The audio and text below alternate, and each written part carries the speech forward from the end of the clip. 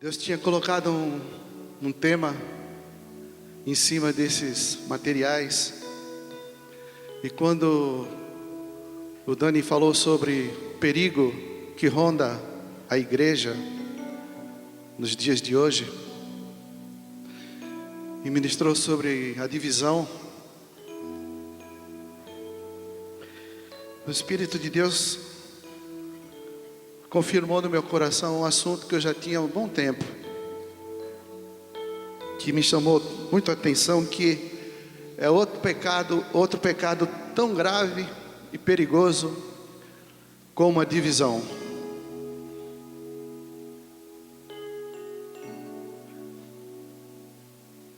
Que eu comentei alguma coisa ontem a respeito, de uma forma bem breve e curta. É o pecado da alienação. O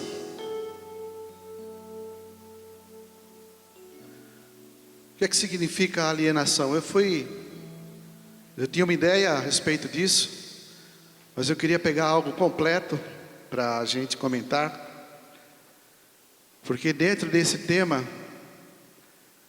de relacionamentos e família, do projeto de Deus, esse é um grande perigo.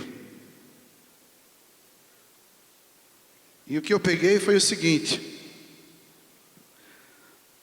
o que é uma pessoa alienada? O que significa um alienado? Disse de um indivíduo enlouquecido ou endoidecido, pessoa que se mostra indiferente em relação a determinados assuntos, sobretudo aqueles que envolvem responsabilidade política ou social. Separar-se, disse de um indivíduo enlouquecido ou endoidecido, pessoa que se mostra indiferente em relação a determinados assuntos, sobretudo aqueles que envolvem responsabilidade política ou social.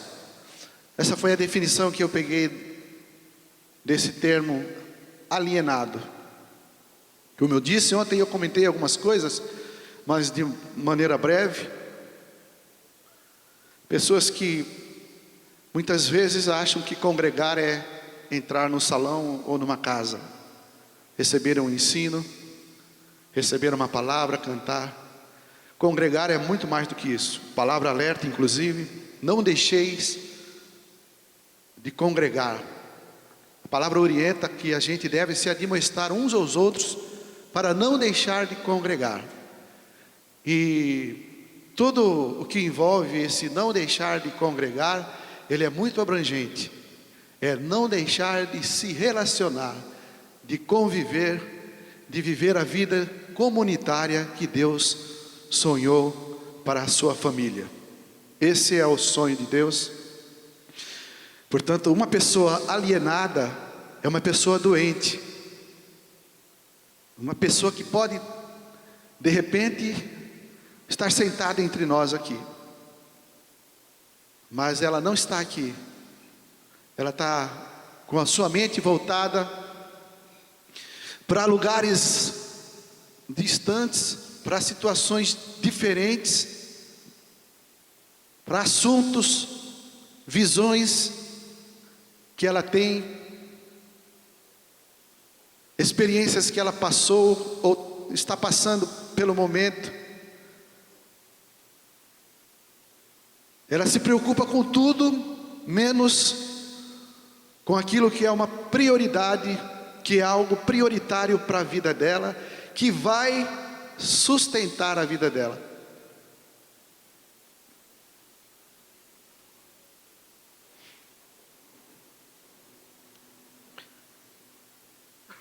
Turminha do Verde, de 8 a 9 anos, estão liberadas para a classinha, as tias estão esperando lá atrás. Amém? Turminha do Verde, 8 a 9 anos.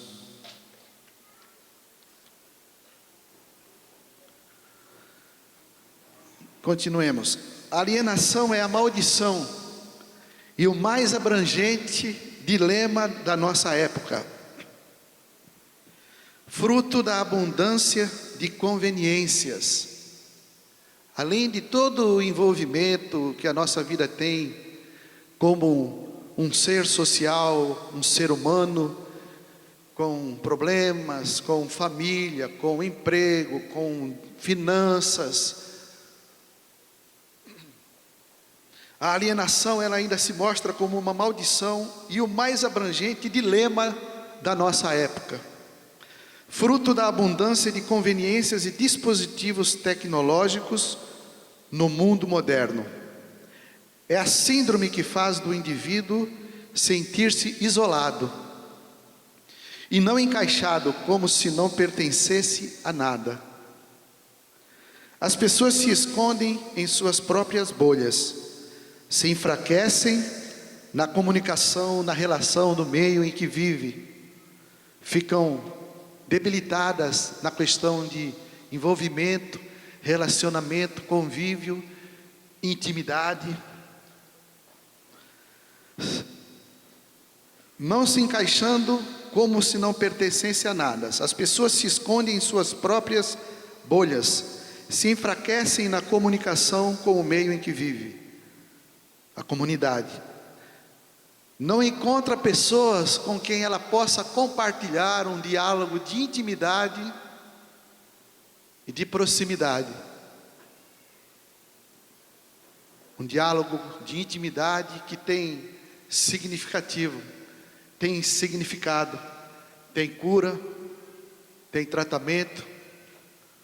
A pessoa alienada, ela não tem um caminho perfeito de Deus que leva ela para se relacionar com o próximo.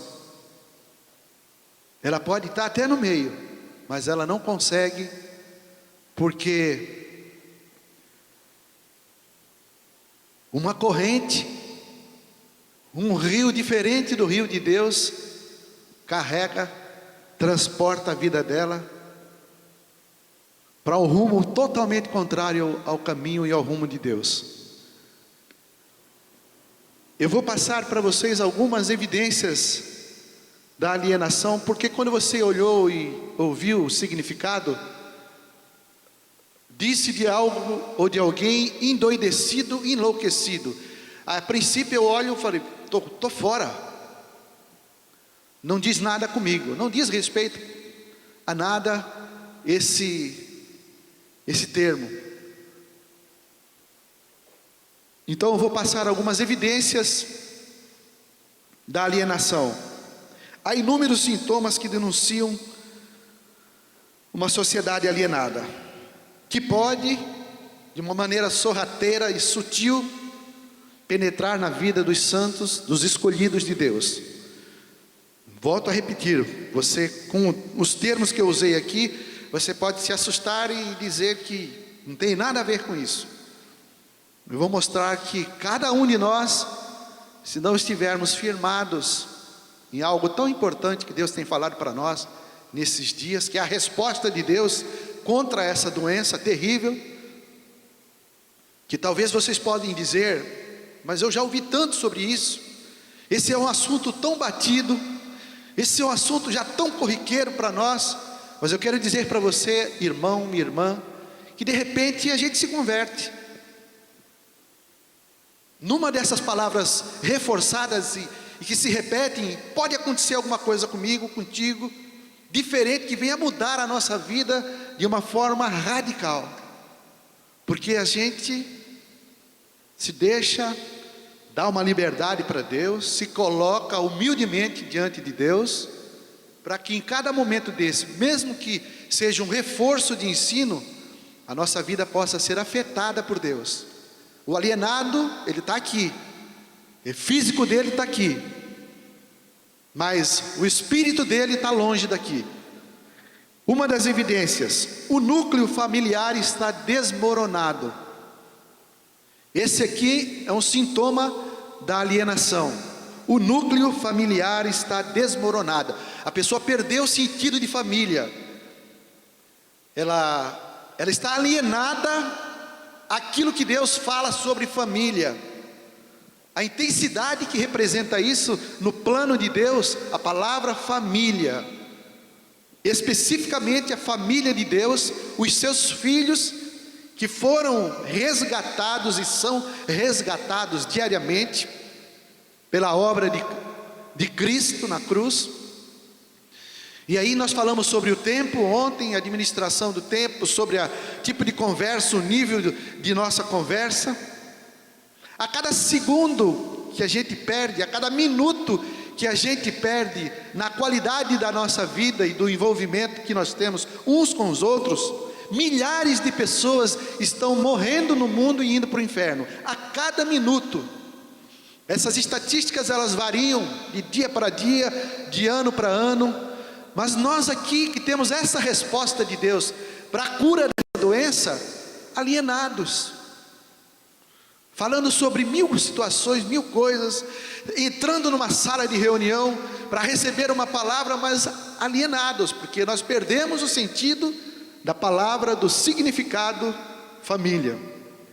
Amigos são transferidos de uma hora para outra parte do país por causa do trabalho.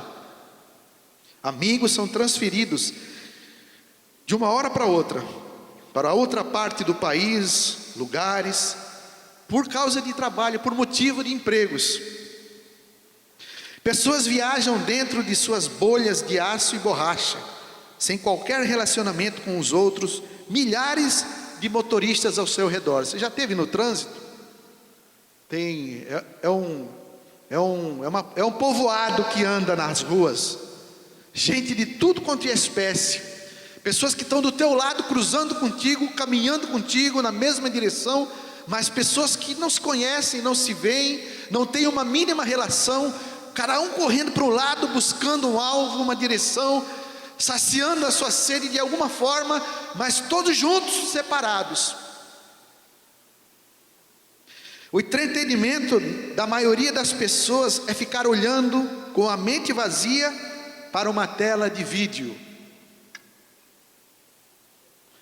O entretenimento da maioria das pessoas é ficar olhando com a mente vazia para uma tela de vídeo, excluindo aqueles que usam o vídeo para se alimentar da palavra, para crescer, para ver coisas que instruem, na qual você não gasta o tempo, mas você investe o tempo. O monólogo da televisão depois da janta, ele quebra aquele convívio familiar, daquele momento de família, onde o pai conversa com a esposa com o marido, e os pais com os filhos com os pais. A televisão fala e nós ouvimos. A televisão dá uma direção e a gente parado na frente dela. Só uma pessoa fala, uma caixinha, alguns com uma caixona e outros com uma telona já dentro de casa. Só eles que falam, só a opinião deles é que prevalece. E a família come, às vezes um na cozinha, outro na sala, e aquele vínculo de família, ele vai passando um dia, semanas, meses, e essa coisa vai quebrando cada vez mais, e nós vamos perdendo cada vez mais o sentido da relação familiar. O círculo de amigos de um homem agora consiste de uma esfera imaginária, de personalidades e heróis fabricados pela mídia. Nós temos mais intimidade hoje com artistas de novela, com personagens esportistas, seja lá o que for. Sabemos mais da vida deles do que da vida do nosso irmão. A gente sabe que o Ronaldinho saiu da Espanha, está no Milan, na Itália agora. A gente sabe que a Xuxa está na Globo. A gente sabe os horários das novelas, o nome das novelas. A gente sabe quem são os artistas principais, os filmes que estão no lançamento da semana, os artistas que estão participando. Nós sabemos o nome deles. As esposas nós conhecemos. A gente sabe a história de personagens que nós nunca chegamos perto deles, nunca tocamos na vida deles, só a partir de uma revista, de uma tela de televisão ou de cinema, é que você toma conhecimento da vida daquela pessoa, e toma mais conhecimento da vida dela, detalhes da vida dela, gostos da vida dela, hábitos que ela tem, e você não conhece teu irmão, e eu não conheço meu irmão. Conheço mais eles do que os meus próprios irmãos, que eu toco neles, que eu me reúno com eles dominicalmente, semanalmente, não conheço eles. Evidências de pessoas que são alienadas. Os verdadeiros relacionamentos são quebrados. O homem, por falta de relacionamento, começa a definhar, secar, começa a morrer espiritualmente, por falta da amizade. Porque esse foi o projeto de Deus. Como alguém num barco que salva-vidas se encontra no oceano, cercado de água por todos os lados, mas ele não tem uma gota de água para beber. É mais ou menos assim. Imagina um barco perdido em alto mar, um dia, 2 dias, ele está cercado de água, mas ele morre de sede ali. O que mata alguém em um naufrágio não é a fome, mas é a sede. Mas ele está cercado de água. Talvez alguns estejam aqui, cercados de amizades, cercados de chances, oportunidades de serem por Deus transformados, mudados de uma forma radical. Está aqui cercado, mas eu não consigo, alguns não conseguem talvez chegar, conviver e experimentar de Deus aquilo que Ele quer fazer através desse projeto que Ele tem para nós. E disse o Senhor, Gênesis 2:18, não é bom que o homem esteja só. Só até aí. Disse Deus, Deus que falou, é a palavra de Deus que afirma, não é bom que o homem esteja só. Deus criou o homem como um ser social, relacionável, para viver em comunidade, em comunhão. Deus criou isso. Deus projetou. Como Deus criou o homem, Ele sabe o melhor habitat para o homem, o melhor lugar, a melhor estrutura para que o homem sobreviva. É nos relacionamentos, no companheirismo e na amizade. Não fomos projetados para vivermos sem amizade. E nós vivemos numa sociedade que se separou completamente da sua infraestrutura, do sentido da comunidade de Deus, aquilo que Ele originalmente projetou para nós. Lá no início, nós já fomos quebrados pela primeira família, na qual esse ato afetou toda a nossa vida e até hoje afeta e causa uma grande dificuldade para que a nossa vida se reintegre da maneira com que Deus deseja. Talvez nós estamos aqui, mas talvez a gente não esteja aqui. Voltando lá no início, Júlia pode até dormir, mas quem dormir vai ter que sonhar com uma revelação sobre família. Vai pegar o microfone aqui e vai trazer uma revelação para nós, amém? Pode dormir, mas traga uma palavra para cá, bem clara, sobre o tema. Se não for sobre o tema, foi só sono mesmo. A igreja é a resposta para isso. Nós somos. Fala para o teu irmão, você é a resposta contra essa doença. Você é a vacina contra essa doença. Devemos ser uma comunidade modelo, na qual os relacionamentos são restaurados. No meio de toda essa escuridão, no meio de toda essa alienação e solidão, as pessoas buscarão a luz da amizade com Jesus e da amizade com os filhos de Jesus. Quantos são filhos de Jesus aqui?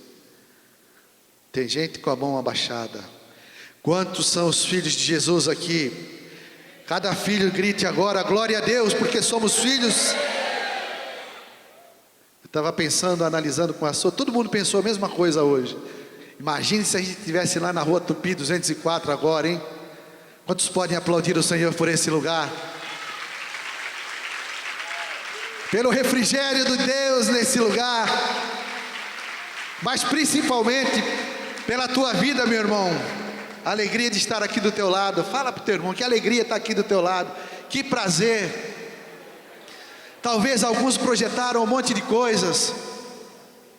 Talvez alguém sonhou com um monte de planos. Puxa vida, 5 dias reunidos. 5 dias de reunião, 3 ministrações por dia. Aonde que esses homens querem chegar, falar tanto sobre esse assunto? O que vai sobrar para a praia? O que vai sobrar para mim dar os passeios? 5 dias, só vê a parte negativa. Olha a parte positiva. Nós éramos para estar numa sauna lá agora, todo mundo melado do pé à cabeça. Deus nos traz para um lugar como esse. Oh, glória a Deus, aleluia, Senhor. Pode aplaudir, querido, pode aplaudir, aplaude o Senhor.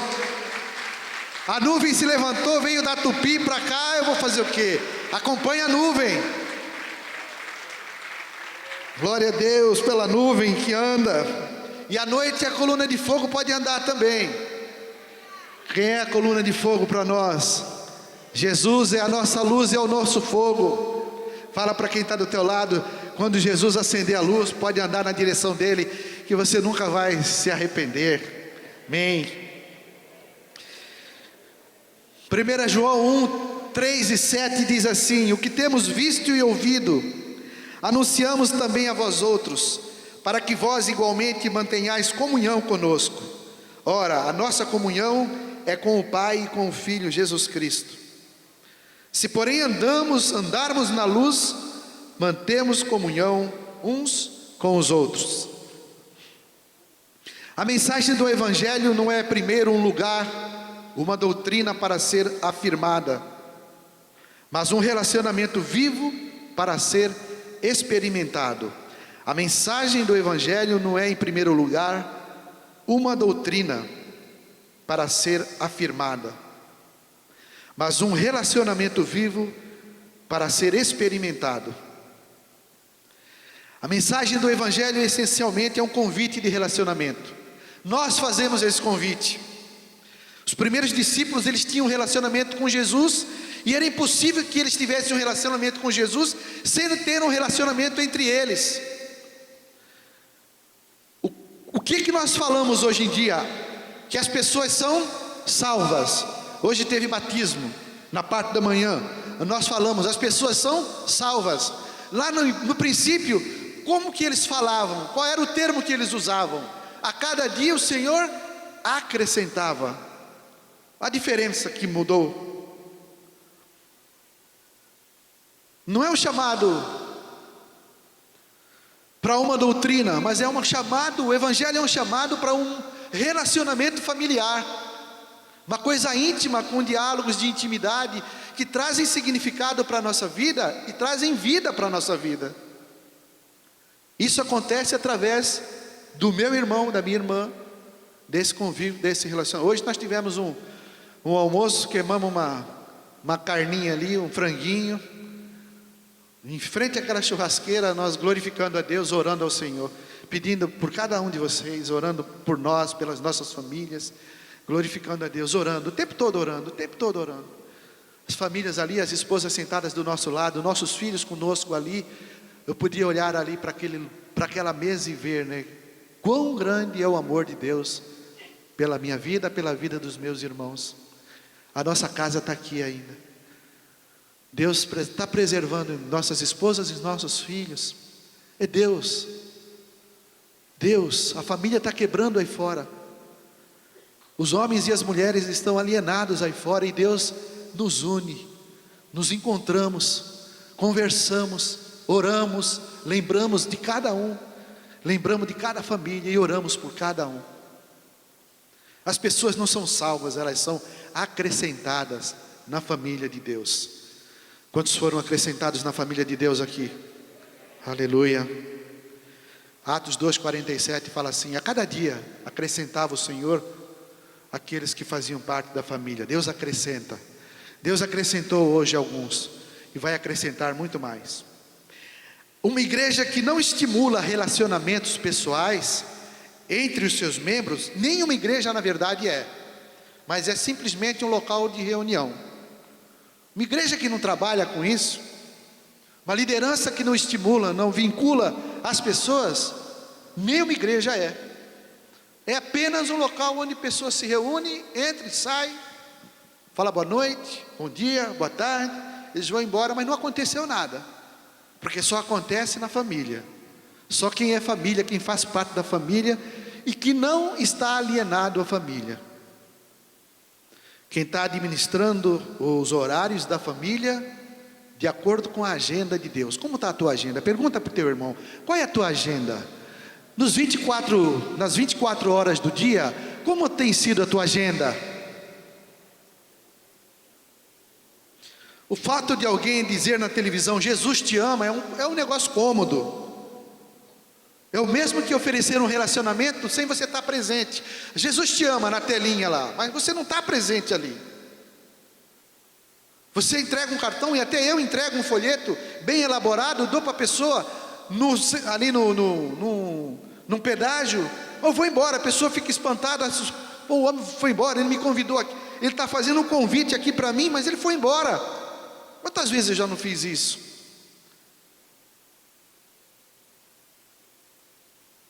Isso é errado? Não é errado, eu nem estou declarando aqui, eu não faça mais isso, mas aprimore. Ó, meu irmão, tem um telefone aqui, você pode ligar quando você quiser, estou propenso a orar pela tua vida, que Deus te abençoe, quero declarar uma palavra de vida para você, já encorpa mais a coisa, já modifica o negócio, mas convida. Nós somos o convite de Deus para esse mundo alienado, isolado, que vive constantemente na escuridão, nas trevas. Ironicamente, somos nós que temos a verdadeira amizade e o verdadeiro convite para as pessoas. Nós somos as pessoas que têm aquilo que eles procuram, e procuram de uma maneira ansiosa. Eles procuram, nós somos a resposta deles. O mundo tem fome, desesperado daquilo que temos para oferecer. Você, eu, nós temos, além do convite, o tesouro, que é Jesus, para oferecer para eles se vincularem, fazerem parte desse convívio, dessa família. As pessoas que não compreendem que podem ter genuína intimidade, homem com mulher, no casamento, presta atenção nisso. As pessoas que não compreendem que podem ter um vínculo, uma intimidade homem e mulher no casamento, eles não confiam nisso, eles buscam na imoralidade sexual. Pessoas estão dormindo no mesmo quarto, mas elas estão alienadas uma da outra. Elas não conseguem chegar na intimidade determinada e estabelecida por Deus. Então, o homem busca, a mulher busca, vai por uma internet, entra numa conversa de bate-papo, se comunica com alguém ali que ela não viu, não conhece, não sabe quem é, qual a origem daquela pessoa. De repente acontece alguma coisa ali, mais uma família quebrada.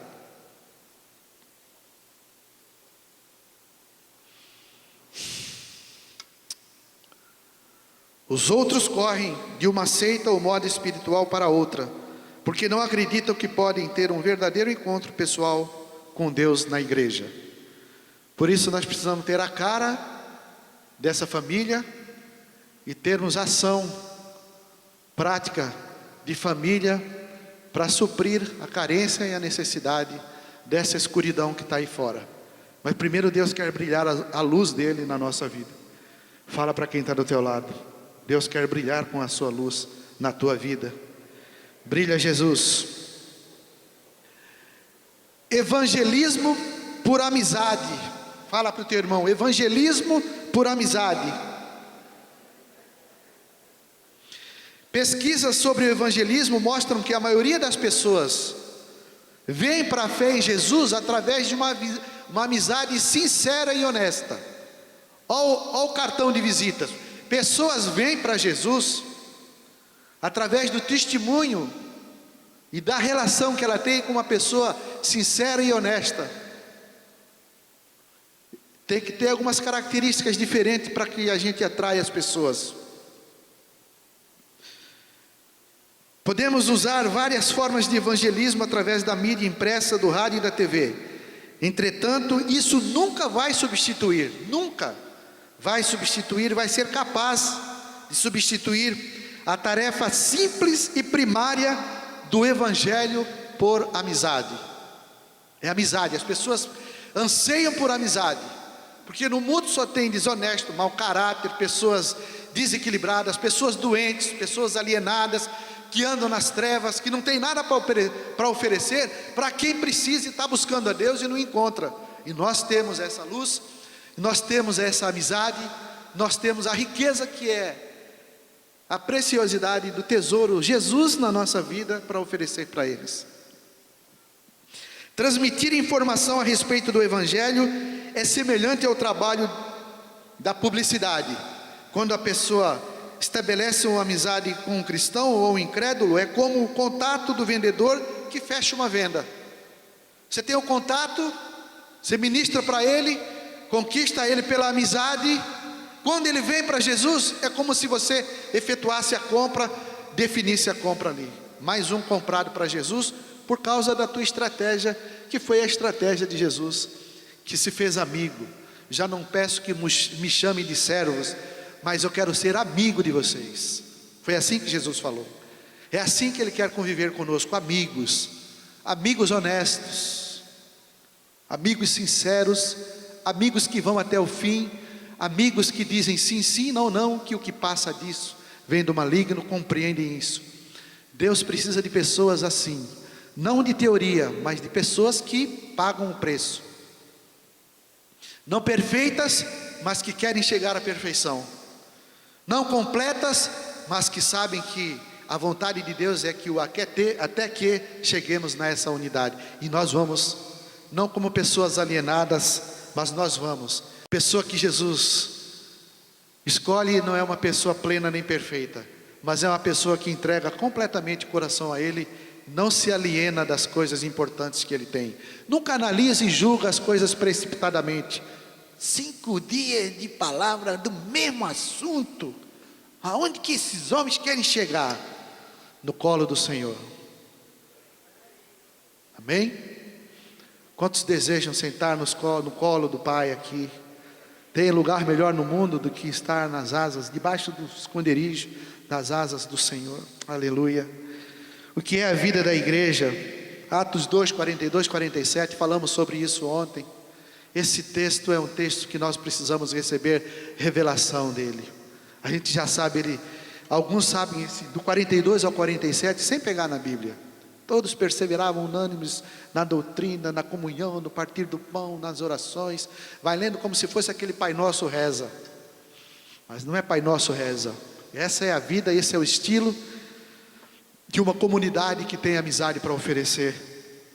Deus quer aperfeiçoar isso, distribuindo o produto entre todos à medida que alguém tinha necessidades.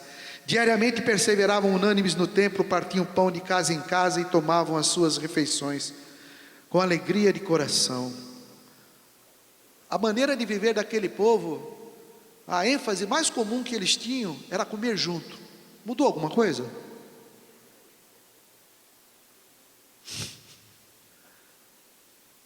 Nessa parte nós estamos assim, ó. Acho que até ganhamos deles. Mas cada dia, todo dia, cafezinho, uma jantinha, um almocinho. Singeleza de coração. Singeleza. Não é reverendo Dani nem reverendo Beda.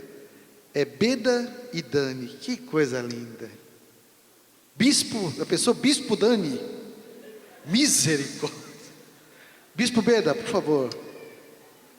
Prepara uma palavra aí de bispo para a próxima reunião. Misericórdia. Né, negão? Está gravando isso aí? Depois corta lá. O bispo e o reverendo tu corta tudo. Esses círculos de comunhão em constante expansão descrevem o padrão bíblico.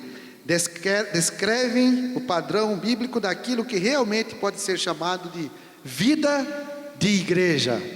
Isso é vida de igreja. Esse é o modelo para nós. Final não é final ainda. Aquilo foi no início. Pode melhorar ainda. Esse Atos 2, 42 a 47 foi uma referência, mas não uma referência finalizada. Atos 29 somos nós hoje. Quantos capítulos tem Atos? Quantos capítulos tem o livro de Atos? 28. Quem é o 29 aqui? Quem é o capítulo 29 de Atos aqui? Ah, bom. Sei que você estava alienado a isso.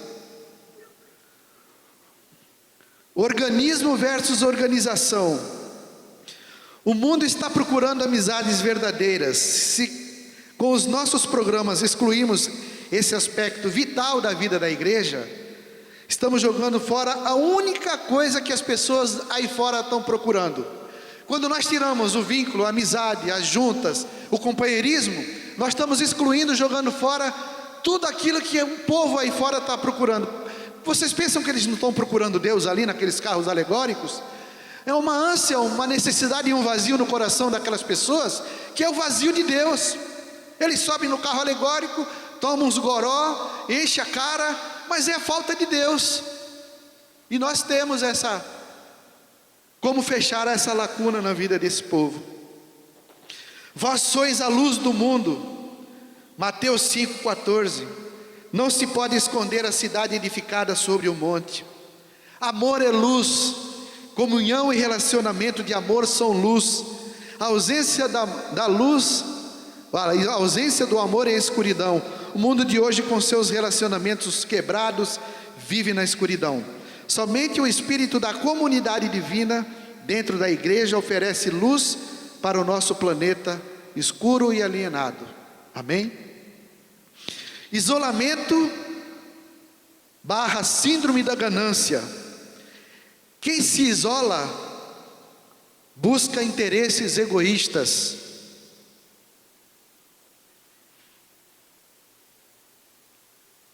Provérbios 18:1, na Nova Versão Internacional, na NVI. Eu não sei se alguém tem a NVI aqui. Nessa versão, o Provérbios 18:1 fala: quem se isola busca interesses egoístas. O que é que faz tantas pessoas cooperarem com o espírito de alienação na nossa sociedade? A resposta está na natureza da ganância e da ambição. Quando o homem busca a realização do seu próprio desejo e dos seus próprios interesses, ele não quer entregar-se à submissão e à cooperação, a relacionamentos com outras pessoas. Característica de alguém que é ganancioso, isolado e ambiciona só coisas para ele, só para que ele seja beneficiado. Jesus fala: eu vim ao mundo não para ser servido, mas para servir e dar a minha vida em favor de muitos. Esse é o nosso chamado, e nós temos que, como Jesus também, não vir aqui para ser servido, como nós vemos tantas pessoas no meio evangélico que gostam-se de serem servidas, mas se esquecem desse texto, que nós, como Jesus, temos que servir e dar a nossa vida, entregar a nossa vida em favor de muitos. Amém? Amém? Os valores de família não são enfatizados como sendo importantes no local de trabalho. O novo promissor empregado não é estimulado a ir para casa e dedicar tempo à esposa e a filhos. O novo caminho empresarial abandonou a família, perdeu os interesses para a família. Se ela puder, o empregado fica lá, dorme lá, amanhece lá, come lá, e a família fica isolada. O sistema empresarial hoje, ele aliena o homem, ele tira o homem do seio. Os trabalhos de turno, um horário de manhã, um horário na parte da tarde, um horário pela madrugada, quebra o fuso horário da pessoa, complica a vida da mulher com alimentação, complica a vida dos filhos. Os filhos têm dificuldade de conviver com o pai está trabalhando de dia, chega para casa à noite, ou vice-versa, filhos estudando para um lado, marido trabalhando em 3 horários diferentes.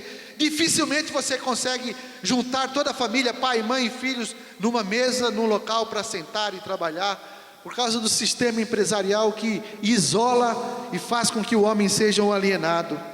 As regras do jogo da ambição dizem que negócios bem-sucedidos e uma vida familiar equilibrada não combinam. Negócios bem-sucedidos e uma vida familiar equilibrada não combinam. O mesmo ocorre no ministério. Um ministro cujo maior interesse é que sua própria organização ministerial cresça, não vai ter tempo para investir em relacionamentos pessoais. Também nós podemos errar nisso.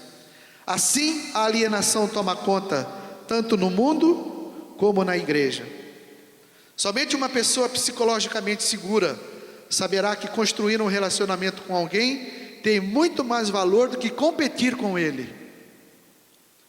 Somente uma pessoa psicologicamente segura saberá que construir um relacionamento com alguém tem muito mais valor do que competir com ele. A igreja não é uma organização, a igreja é um organismo vivo, é uma família onde não existe competição. Todos olham para o mesmo alvo, trabalham na mesma direção, têm o mesmo sentimento, almejam os mesmos alvos, objetivos. Família, o pai, a mãe, os filhos, quantos quer que sejam, todos caminhando para uma mesma direção. Cristianismo não é uma religião. Deus somente planejou uma religião. Essa religião não é o cristianismo, e sim o judaísmo. O judaísmo de fato é uma religião. Cristianismo, por outro lado, é um relacionamento de fé com Deus através de Jesus, o Messias. Judaísmo é o contexto religioso no qual a fé em Jesus com o Messias foi gerada. Jesus não veio iniciar uma nova religião, ele veio para manifestar o relacionamento mais profundo de coração, que era o objetivo final da religião judaica. Portanto, o cristianismo não é religião. O cristianismo é o convite a você viver através da amizade, do auxílio mútuo, do companheirismo, totalmente diferente da religião. E isso não é atirar pedras nas religiões, muito pelo contrário, mas é levarmos a nós a repensar e entender verdadeiramente qual é a nossa visão que nós temos do corpo de Cristo. Vou repetir, a nossa palavra aqui não é de atirar pedra na religião, mas é que Deus conceda a nós a verdadeira visão do significado do que representa o corpo de Cristo que somos nós. A saber que Deus estava em Cristo, 2 Coríntios 5,19. A saber que Deus estava em Cristo reconciliando consigo o mundo e nos confiou a palavra da reconciliação. A igreja é um corpo de pessoas que estendem o ministério da reconciliação de Jesus com os outros homens. Modelo de comunidade celestial no meio de um mundo alienado. A igreja é um centro de treinamento onde aqueles que se reconciliam com Deus aprendem a ser reconciliados com os outros e a serem testemunhas dessa reconciliação no mundo perdido e moribundo. Eu não sei qual foi o sentimento que nesses dias, talvez na cabeça de alguns aqui, cresceu. Uma última ministração ali no salão, nós comentamos que Deus manda nós provarmos os espíritos, não as pessoas. Mas de repente, de uma maneira, como eu falei, sutil, um espírito estranho, ele invade a nossa mente, e a gente esquece as coisas boas, preparadas por Deus. Como Deus é bom. Uma é de trazer-nos num lugar como esse e tirar a gente daquele local. A outra é reforçar o ensino que nós temos recebido desse material, para que de repente um milagre aconteça na nossa vida. Portanto, eu não sei se no coração de alguns aqui, algum sentimento negativo, de murmuração, de questionamento, de dúvidas. Será que vale a pena? Será que é esse tema mesmo que Deus quer tratar com a nossa vida como igreja? Bem rápido para não atrasar. Antes que a gente dê continuidade, nós falamos muito sobre luz, comentamos sobre luz. Se porventura alguém deixou nascer, deu brechas para que algum espírito estranho viesse trazer um comentário negativo, onde só as coisas negativas aparecem e as bênçãos de Deus são esquecidas. Se tem alguém aqui que teve esse sentimento, qualquer um sentimento, nós queremos orar pela vida de vocês, bem rápido. E eu pediria que o Dani ou o Souza que vai subir? É o Dani?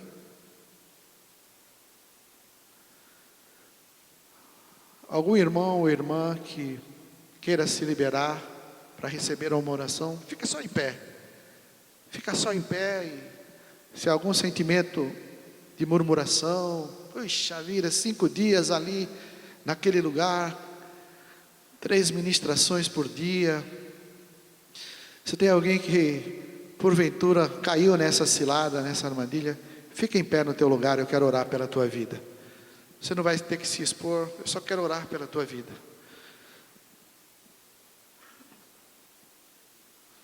Pode se levantar, coloque luz na sua vida. Deixe a luz de Jesus brilhar na tua vida. Fique em pé.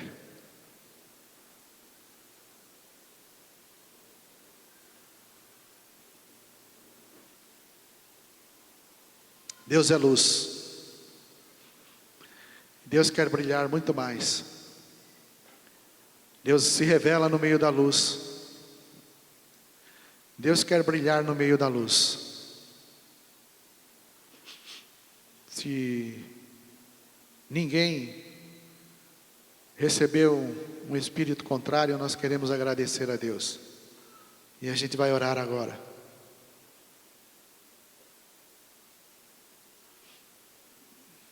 Amém. Mais alguém? Deus é luz. Dissipe as trevas da tua vida para que Deus se manifeste com mais graça ainda, mais poder entre nós. Nós precisamos liberar, acender a luz no nosso meio. Deixe o Senhor brilhar entre nós. Você que estava distraído, você que não anotou algumas coisas são difíceis de anotar, mas eu quero orar por você. Senhor, abençoamos, liberamos a tua bênção sobre a tua serva. Que o gozo, a plenitude da tua presença possa encher o seu coração e mente nesses dias que ainda vamos estar juntos. Que ela possa ser acrescentada por ti, fortalecida pelo Senhor, agraciada pelo Senhor, ó Deus, pela tua luz, que venha brilhar sobre a vida dela. Obrigado por esse tempo, por essa oportunidade que o Senhor nos dá. Obrigado pela vida de cada irmão, Senhor. Continua falando conosco aqui nesses dias. Continua falando e revelando teus segredos a nós. Nós estamos aqui abertos para ti, agradecidos em nome de Jesus.